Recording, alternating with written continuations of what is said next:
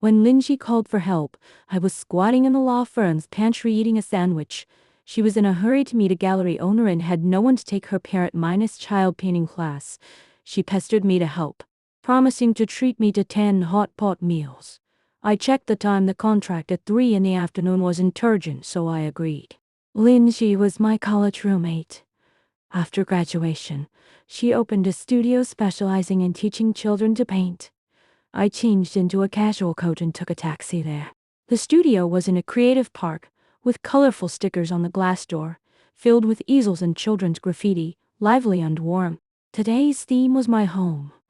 Parents arrived with their children one after another. Following Lindsay's instructions, I distributed materials and maintained order. Before long, a little girl with a ponytail cried that her paint had been stolen. I turned around and saw a chubby boy clutching a box of red paint and refusing to let go. During a tug-of-war, the chubby boy suddenly elbowed me in the waist. I lost my balance, and my waist hit the metal edge of the easel hard, making my eyes go black and cold sweat pour down. The little girl's mother rushed over to accuse the chubby boy, but the chubby boy's mother, Qiao Neon Sheng, bit back. The two women quarreled fiercely, and the studio was instantly surrounded by people. I held my waist, unable even to speak. After hesitating for a long time, I finally called my fiancé Lu Shihan, who I had been with for 7 years. He had risen from an ordinary legal affairs officer to a listed company director. I was always afraid of disturbing him, but I really couldn't hold on this time. The phone rang 5 or 6 times and was hung up. A text message came. In court. Talk at night. My heart sank. Just as I put away my phone, the studio door was pushed open violently. Lu Shihan was wearing a suit neat and tidy. As soon as he entered, his eyes locked on Qiao Niansheng, gently shielding her in his arms and comforting her not to be afraid. At that moment, I felt as if I had been doused with ice water. It turned out that his so-called court session was to protect another woman. The chubby boy ran over and shouted "Daddy!" Lu Shihan squatted down, gently pinched his face, and promised to stand up for him. Only then did he glance at me, his eyes freezing for a moment, so fast that no one noticed. Then he took out his phone and fearfully called a lawyer and the police, accusing the little girl's mother of provoking trouble. When the police and lawyer arrived, they checked the surveillance and confirmed that the chubby boy had made the first move, but both sides were at fault and finally reached a mediation. Qiao Niansheng pretended to apologize to me and invited me to dinner. Lu Shihan shook his head secretly to stop me, but I agreed with a smile. In the car, Qiao Niansheng took the initiative to introduce herself, showing off how well Lu Shihan treated her, saying they got married 3 months after meeting and had a son and a daughter after 5 years of marriage. I sat in the back seat, listening to her talk about Lu Shihan's tenderness. Recalling my 7 years of dedication, I gave all my parents' inheritance to support him when he started his business. He said he was busy, so I moved, saw a doctor, and waited for him late at night alone, never knowing he had already started a family. The car stopped at a Japanese restaurant, a place I used to drag Lu Shihan to often. I said I liked the salmon here and wanted to eat it until I was old, but he never took me initiative, instead bringing Qiao Niansheng here often. At the dinner table, Qiao Niansheng acted coquettously, asking for bags and necklaces, which Lu Shihan agreed to one by one. He also carefully peeled shrimp for her.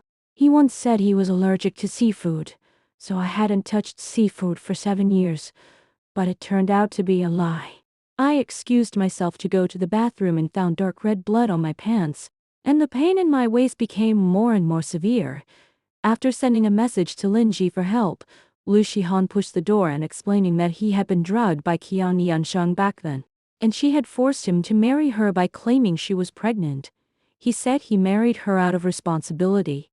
Looking at him, I remembered that when I was 20-1, I had an abortion for him. The doctor said it would be difficult for me to get pregnant again. He knelt in front of me, swearing to treat me well for the rest of his life, but now there was only perfunctoriness. I raised my hand and slapped him twice, once for the unborn child, and once for the wasted 7 years. Qiao Niansheng suddenly pushed the door in. Seeing us, she instantly turned ferocious, rushed over and slapped me. Scolding me for seducing her husband, Lu Shihan immediately let go of me, hugged Kyle Neon Shun and lead, saying I was just a teacher talking about the child. I curled up in the corner in pain all over, and my heart was completely shattered when Linji arrived. I had lost most of my consciousness and was rushed to the hospital. When I woke up, Linji told me with red eyes that I was 12 weeks pregnant and had a threatened abortion due to the impact, and the child was lost. I stared at my flat lower abdomen, tears streaming down. I didn't even know the child existed before it was killed by Lu Shihan's son, wife, and himself. Linji was so angry that she wanted to go to Lu Shihan to settle the score, but I stopped her. I knew he no longer cared about me. Linji also told me that the person who sent me to the hospital was her brother Jian Bai, who had just returned from abroad. He ran a company and had been taking good care of me. Late at night, Lu Shihan sent text messages and calls questioning why I blocked him, saying he would divorce Qiao Niansheng to compensate me, and even mock me for being 20-7 and no one wanting me. That only he could support me. I hung up the phone and completely blocked all his contact information. The next day, Zhu Yanbei came to see me with his 5-year-old daughter Xiaohe. Xiaohe had pigtails and handed me a painting she had drawn, which was of me lying in bed. She also gently persuaded me not to cry. Zhu Yanbei didn't talk much, but he took care of all the hospital procedures, medicine collection and other things properly. After being discharged from the hospital, I didn't go back to the house with Lu Shihan, but moved to Lindsay Hi's house. Zhu Yanbei and Xiaohe also moved in, and the days of the four of us were lively unstable. I thought Lu Shihan would not disturb me again, but on the third day I returned to the law firm. He blocked me downstairs. He had lost a lot of weight, with dark circles under his eyes. He held my hand and begged for my forgiveness, saying he would divorce and make up for me. I broke free from his hand, clearly telling him that we had nothing to do with each other anymore, and told him not to pester me again. Then I turned around and went upstairs, ignoring his shouts behind me. 2 weeks later, Cao Niansheng blocked the entrance of the law firm with a banner and people, accusing me of seducing Lu Shihan, scalding her son, and even hiring people to take videos and make trouble. Soon, female lawyer as homewrecker became a hot search. Qiao Niansheng posted a long Weibo pretending to be a victim, with photos of her son's scald, marriage certificate and a group photo of Lu Shihan and me. The comments were full of insults to me. I didn't panic. I sorted out all the evidence. Lu Shihan's oath text messages back then, the transfer records I gave him, the abortion medical records, the nurse's testimony, and the recording of Qiao Niansheng drugging him. Back then she had sent it to me, trying to prove she was also a victim. I posted a Weibo listing the timeline. Released all the evidence, clarifying that I was the one who was hurt, and Qiao Niansheng was the real culprit who got ahead by drugging and framing others. Overnight, public opinion reversed. Netizens felt sorry for me one after another, dug up Qiao Niansheng's dark history, her elegant wife persona collapsed. Her social media account was banned, and she was accused wherever she went. Lu Shihan was also implicated. He was dismissed as CEO by the board of directors and faced legal sanctions for embezzlement of position and misappropriation of company funds to buy luxury goods for Qiao Niansheng. 2 weeks later, Linji told me that Lu Shihan and Qiao Niansheng had a car accident. They quarreled over divorce. Qiao Niansheng grabbed the steering wheel, and the car hit a large truck. Qiao Niansheng died on the spot. Lu Shihan's right leg was amputated, and he survived after 3 days of rescue. Their 2 children had no one to take them in and were finally sent to an orphanage. Linji asked me if I wanted to see the children, but I refused. I couldn't face that painful past. A year later, I passed the Bar Association interview and became a practicing lawyer.